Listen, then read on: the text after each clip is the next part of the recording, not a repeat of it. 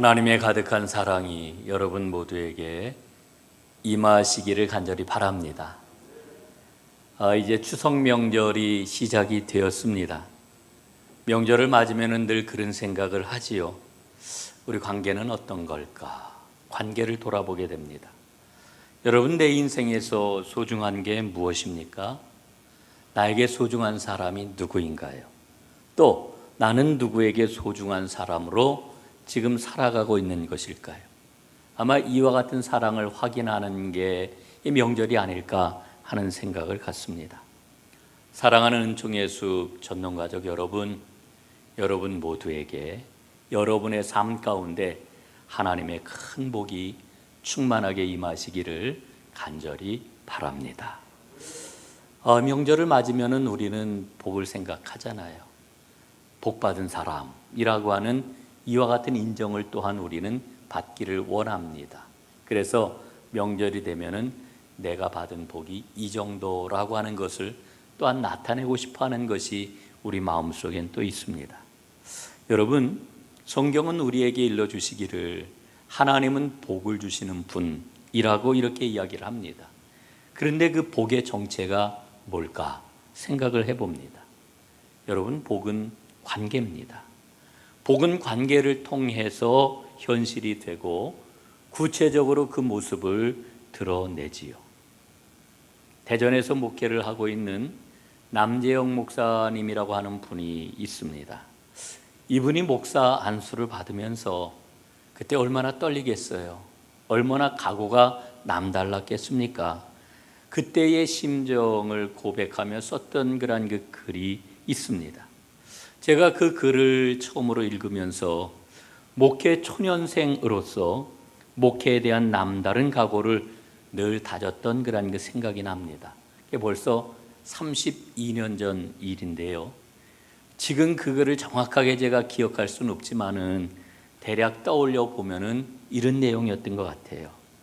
이분은 이야기하기를 목사 안수를 받는 것은 결코 축복이 아니다. 오히려 하나님께 저주를 받는 일이다. 이렇게 이야기를 했어요. 얼마나 깜짝 놀랄 그런 그 이야기입니까? 근데 그 이야기는 이렇게 이어져요.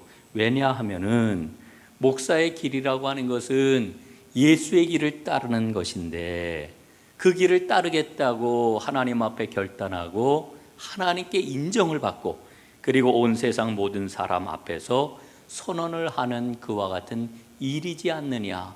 그런데 예수님의 길을 생각해 보면은 그분은 하나님 나라를 위해서 온갖 가지 모욕을 당하셨고 따돌림을 당하셨고 오해와 멸시를 받으셨고 그 길을 걸어간다고 하는 것이 이게 어떻게 복된 일이 될 수가 있겠느냐라고 하는 겁니다. 그래서 능력이 크면 클수록 재능이 빛나면 빛날수록 인간적인 수치와 멸시는 더욱더 커지는 게 당연하지 않겠느냐. 그 일을 생각하니 목사 안수를 받는 게 축복이 아니라 오히려 하나님의 저주받는 자로 낙인을 찍히는 그와 같은 날이 아니겠느냐라고 하는 이와 같은 심경을 고백한 글이었습니다. 생각해 보면은 과도하게 가학적인 그런 그 표현을 사용을 하긴 했습니다만은 목회를 하면서 종종 그때 읽었던 그 길을 떠올리고는 했습니다. 얼마 전에 나를 잘 아는 어떤 사람이 저한테 그런 이야기를 해요. 자네가 말로 먹고 사는 사람인데 그런 사람한테 내가 말로 이길 수가 있겠어? 이런 그 이야기를 들었습니다. 순간 말로 형언할 수 없는, 표현할 수 없는 그런 마음이 들더라고요. 말로 먹고 사는 사람? 사람들은 정말 그렇게 생각을 할 수가 있겠구나 하는 그런 그 생각이 나중에는 좀 들더라고요. 세상 편하게 그저 말로써 모든 것이 다 해결될 수 있다고 말하는 말쟁이로 내가 여겨지고 있구나. 그 마음의 동요가 굉장히 일어났는데 어쨌든 하여간 그 순간을 지내고 나서 제가 깊이 생각을 하면서 정말 맞구나. 나는 말쟁이지. 예? 나는 말쟁이지.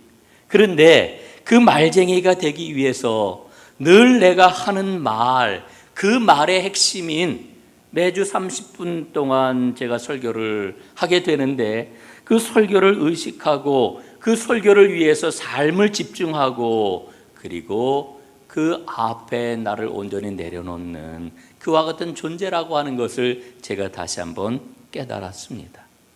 그래서 매주 내 삶은 하나님께 떠밀려 가지고 하나님께서 말하라고 하는 그 말을 위해서 기도하고 고민하고 견디고 참아내고 기대하고 격려하고 사랑하고 또 나누고 그러려니 하고 넘어가고 또 하나님 앞에 설 날이 분명히 올 거라고 하는 확신을 가지고 낙인을 찍기 위해서 나에게 던져지는 어떤 말이 있다라고 하면은 기꺼이 낙인 찍힐 생각을 하고 살아가는 삶, 이게 내 삶이로구나 하는 생각을 다시 한번 정리를 하게 됩니다.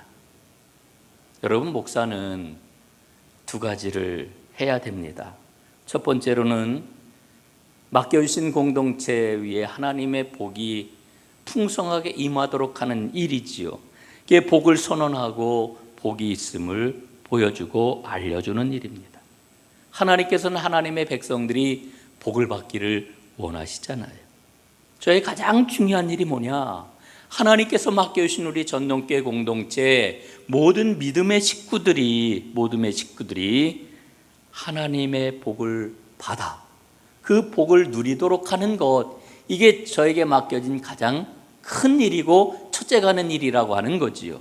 두 번째 일이 있습니다. 그 일은 하나님 나라를 바라보게 하는 겁니다. 우리는 모두 다 땅에 속하여 살고 있지만 그러나 우리에게는 하나님 나라가 주어졌습니다. 그 나라를 위해서 살아가는 사람이라고 하는 것을 깨우쳐 일어나게 하는 것, 이게 바로 저에게 맡겨주신 하나님의 아주 귀한 일이라고 하는 거지요. 우리의 관성은요, 자꾸만 현세에만, 오늘 우리가 살아가는 이 땅의 일에만 우리는 관심을 기울이고 그게 잘 되면은 그게 다 됐는 줄로 알고 그냥 머물러 있거나 누워 있거나 앉아 있으려고 하는 이와 같은 관성이 있는데, 하나님께서는 그것을 깨우쳐 일으키시는 그런 역할을 저에게 주셨다 하는 겁니다. 여러분, 오늘 저는 이 두 가지의 일 가운데 첫 번째의 것에 좀 집중을 하려고 합니다. 하나님이 우리에게 허락해 주시는 복이 뭐냐? 그 복을 어떻게 받느냐? 그 복을 어떻게 제대로 누리느냐? 이것을 오늘 말씀을 통해 가지고 여러분들과 나누려고 합니다. 여러분, 성경은 복의 책이지요. 복된 책, 이렇게도 이야기를 하는데 성경은 복의 책입니다. 오늘 본문 말씀을 보게 되면은 그 복을 우리에게 이렇게 말씀을 해 줍니다. 첫째, 해가 갈수록 평안을 누리게 할 것이다. 둘째, 하나님과 사람 앞에서 귀중히 여김을 받을 것이다. 셋째, 가는 길을 곧게 해 주실 것이다. 넷째, 몸에 보약이 되어 상처가 낫고 아픔이 사라질 것이다. 다섯째, 창고가 가득 차고 햇 포도주가 넘칠 것이다. 이렇게 말씀을 해줍니다. 여러분, 오늘 성경 본문에서 일러주고 있는 이와 같은 복을 조금 더 좀 정형화해 가지고 말씀을 드리면 이런 복입니다. 첫째는 평강의 복을 주시겠다. 둘째는 존귀함의 복을 주시겠다.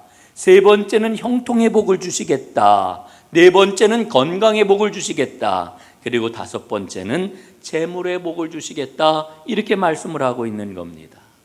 여러분, 한번 생각을 해 보십시오. 이 복의 목록을 떠올리기만 해도 여러분 어때요? 가슴에 뿌듯함이 있잖아요.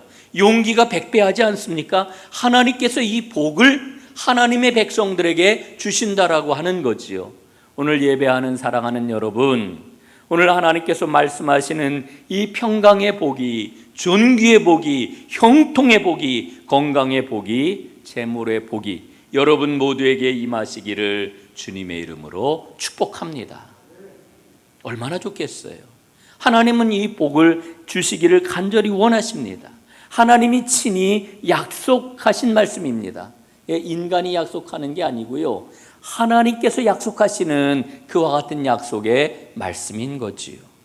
그런데 여러분이 복을 누리기 위해서는 조건이 있어요. 어떤 조건입니까? 오늘 1절 말씀을 보니까 이렇게 우리에게 일러주고 있습니다. 내 아들아, 나의 법을 잊어버리지 말고 내 마음으로 나의 명령을 지키라, 이렇게 말씀을 합니다. 하나님을 공경하래요. 하나님의 법을 지키래요.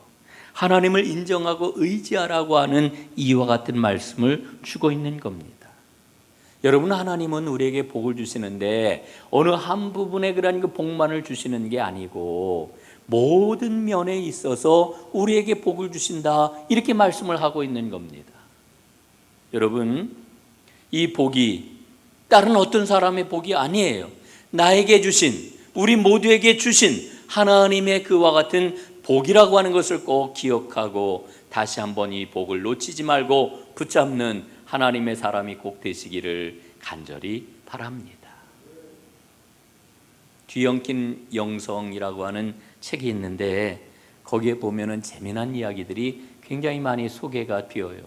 그 중에 한 이야기가 있습니다. 한 의사가 찰리라고 하는 사람에게 이야기를 해요. 인생은 갑판 의자와 같습니다.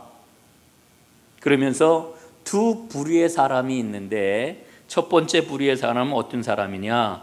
갑판 의자를 배 뒷머리에다가 놓고 앉은 사람이라고 이렇게 이야기를 합니다. 여러분, 배를 타고 갈 때 배 뒷머리 한번 가보셨지요? 그러면 스크루가 막 돌아가면서 배가 앞으로 쭉 가면 배가 어디를 지나왔는지 보이잖아요. 그래서 배 뒷머리에 앉은 사람은 배를 타고 인생의 길을 돌아보는 사람, 이 사람이 첫 번째 사람이고요. 두 번째 사람은 뱃머리에 갑판 의자를 놓고 앉은 사람이 있다, 이렇게 이야기를 해요. 인생이 어디로 가는지를 뱃머리에 앉아가지고 보는 거예요.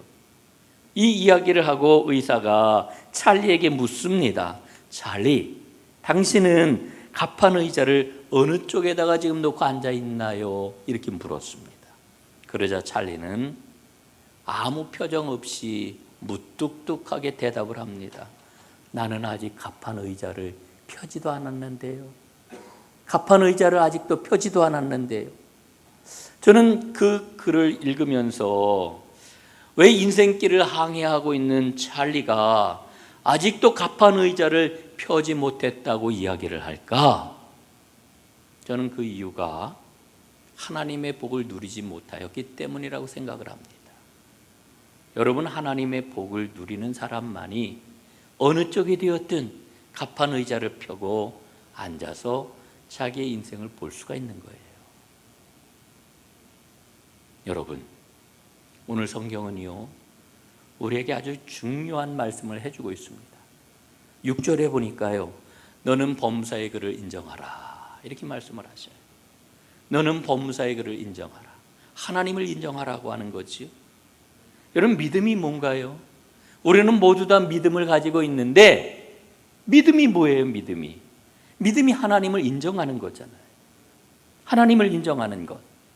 여러분, 하나님을 인정하는 것이 우리 인생의 가장 중요한 문제입니다. 가장 중요한 문제. 왜 그런고 하니 우리가 하나님을 인정할 때에 하나님이 약속하신 복을 누릴 수 있기 때문에 그렇습니다. 여러분, 복이 없으면 인생을 제대로 살 수가 없어요. 옛날에는 제가 우리 어른들 보면서 그런 얘기 많이 들었어요. 아유, 나는 지지리도 복이 없어. 남편 복이 없으면 자식 복도 없다 그러더니 왜 나는 이렇게 지질이 복도 없을까? 여러분들 아마 많이 들어보셨을 거라고 생각을 하는데, 여러분, 복이 없으면은요, 인생 살 수 없는 거예요. 복이 있어야 인생 제대로 사는 거거든요. 그런데 그 복된 인생이 뭐냐? 하나님을 인정하는 거라고 오늘 우리에게 일러주고 있어요. 하나님을 인정하게 될 때에 복된 삶을 살 수 있다고 오늘 우리에게 말씀을 해주고 있어요.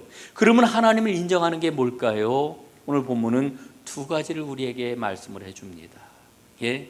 오늘 본문에 집중해서 이 두 가지를 우리가 함께 살펴볼 텐데, 이 두 가지 말씀드리는 거 절대 놓치지 말고 여러분 마음속에 잘 새기시고 이 말씀대로 살아 복을 누리며 여러분의 인생이 멋진 인생이 꼭 될 수 있기를 간절히 바랍니다. 첫 번째, 스스로 지혜롭게 여기지 않는 겁니다. 하나님을 인정하는 게 뭐라고요? 스스로 지혜롭게 여기지 않는 것. 오늘 말씀하잖아요. 너는 스스로 지혜롭게 여기지 말지어다.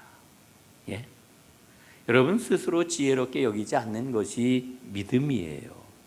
그게 구체적으로 하나님을 신뢰하는 거고 여호와를 경외하는 거예요.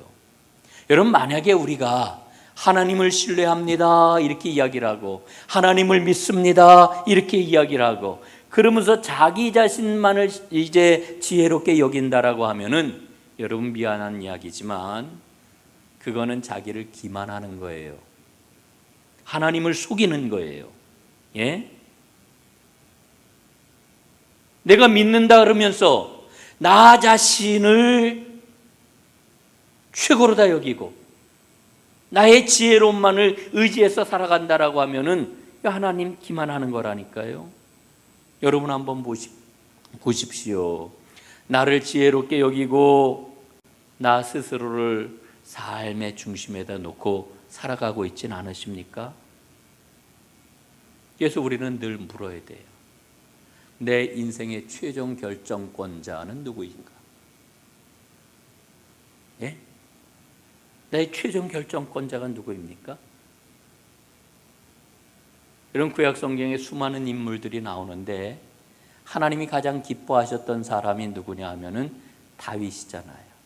다윗을 향해서 하나님 뭐라고 그러셔요?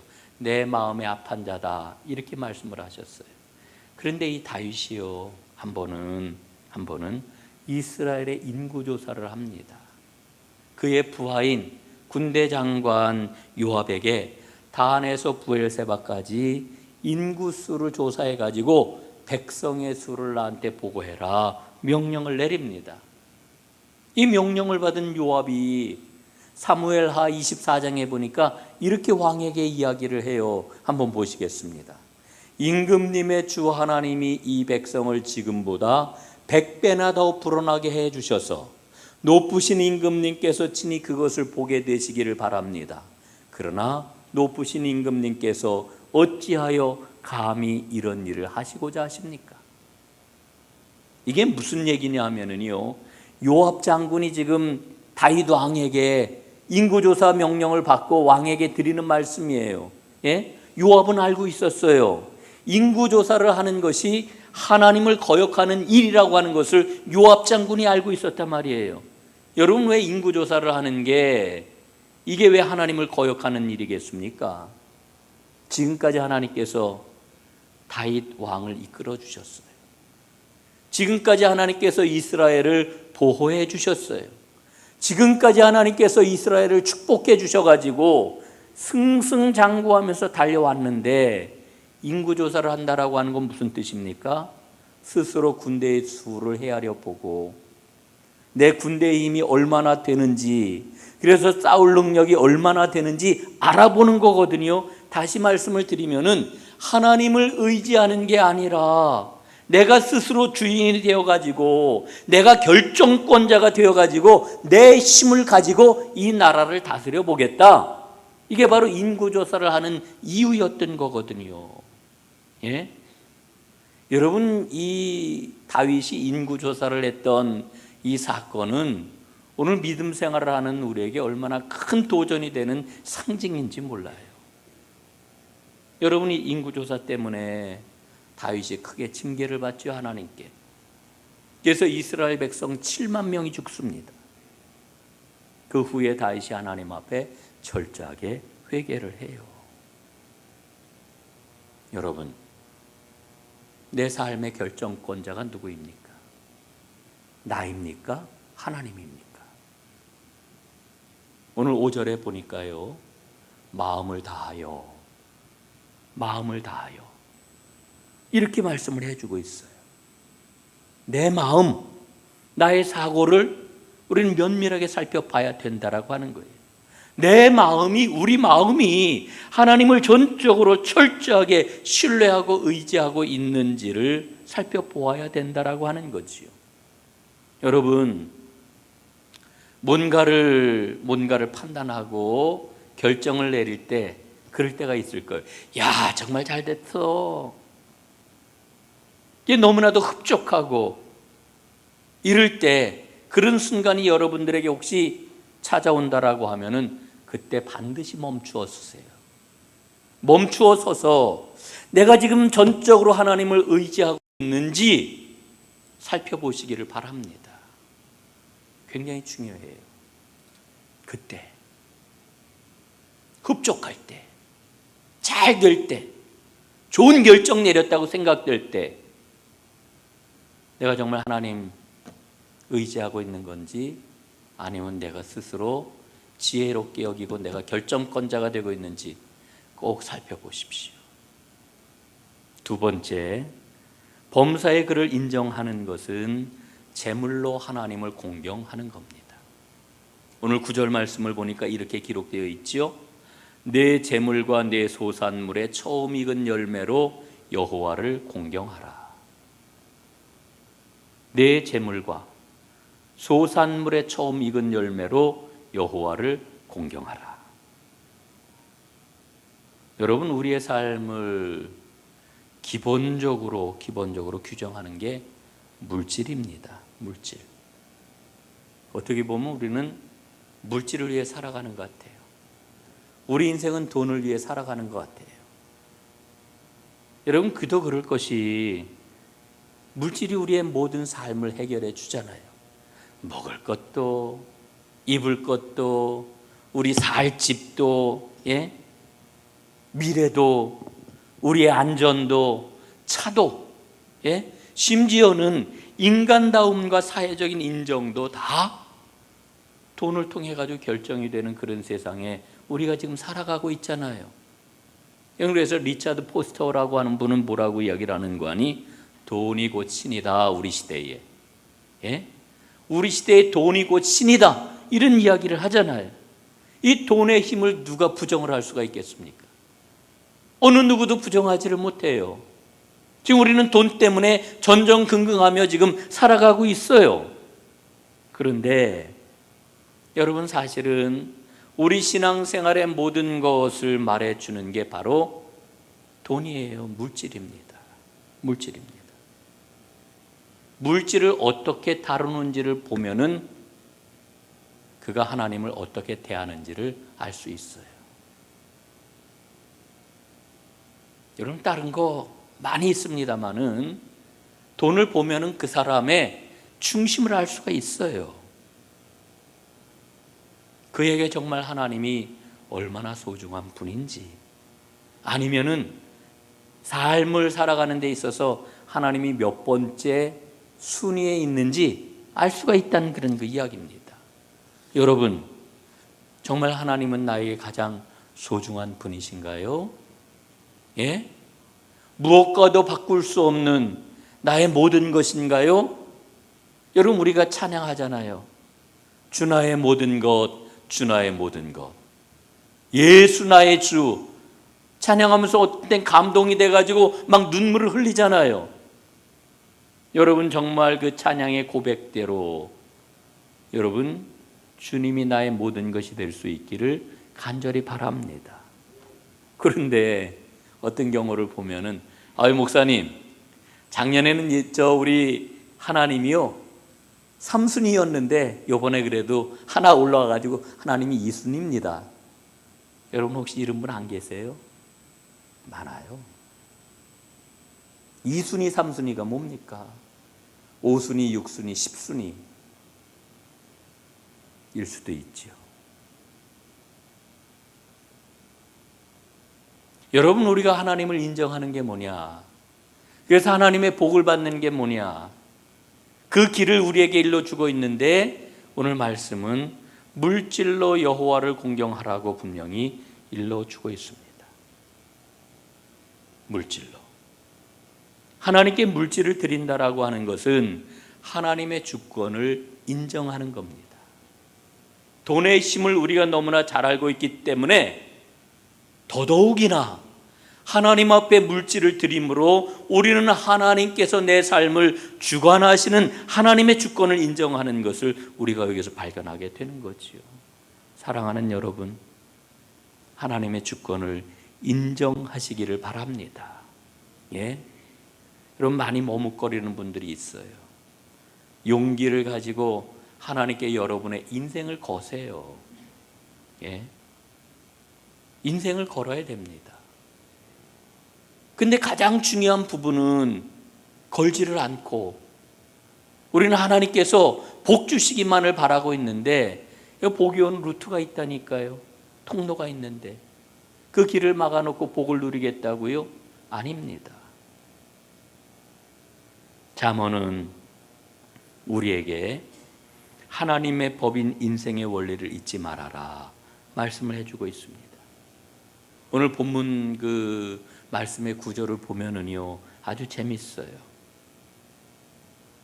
인생의 원리를 우리에게 주고 계시는데 그 원리 앞에 순종하라 그리하면 복이 임할 것이다. 이런 구조를 가지고 오늘 말씀을 아주 명쾌하게 우리에게 일러주고 있습니다. 이 원리를 좀 다시 한번 정리하고 말씀을 마무리하도록 하겠습니다. 인자와 진리를 유지하라. 이 인자와 진리라고 하는 말은 헌신입니다. 확고한 헌신을 유지하라. 그리하면 귀중히 여김을 받을 것이다. 3절 4절 말씀이에요. 전적으로 의존하고 의탁을 해라. 그러하면 인생길이 형통할 것이다. 이게 5절 6절 말씀이에요. 순종하고 겸손하라. 그리하면 건강하게 될 것이다. 7절 8절 말씀이에요. 그리고 마지막으로 아끼지 말고 풍성하게 드리어라. 그리하면 넘치는 삶을 살게 될 것이다. 이게 9절 10절 말씀이 있지요. 여러분, 우리는 믿음의 사람들입니다. 종종 보면은요 원망하며 인생을 낭비하는 사람들이 있어요. 남의 약점을 들추어내고 지적하는 일에 전념하는 사람이 있어요. 비관하고 부정적인 삶을 살아 깊은 늪에 빠진 사람도 있어요. 하나님이 말씀하시는 인생의 원리를 놓친 그와 같은 사람들이 있죠. 하나님이 우리에게 말씀하시는 인생의 원리를 붙잡으세요. 그럼 우리 삶 가운데 어떤 모습이 나타날까요? 감사하는 삶이 나타나요. 순종함으로, 감사함으로 매일매일 삶을 살아가는 것은 우리의 삶을 닦아내는 거예요. 예? 잘 닦아내는 거예요. 이렇게 살아가게 될 때는 어느 순간 나도 알지 못하는 사이에 하나님의 영광이 내 삶 가운데 비추어 가지고 내가 빛나는 그런 그 삶으로 하나님이 높여주신 그와 같은 삶을 우리는 문득 보게 될 것입니다. 사랑하는 여러분, 이 삶의 주인공들이 다 되시기를 주님의 이름으로 축복합니다.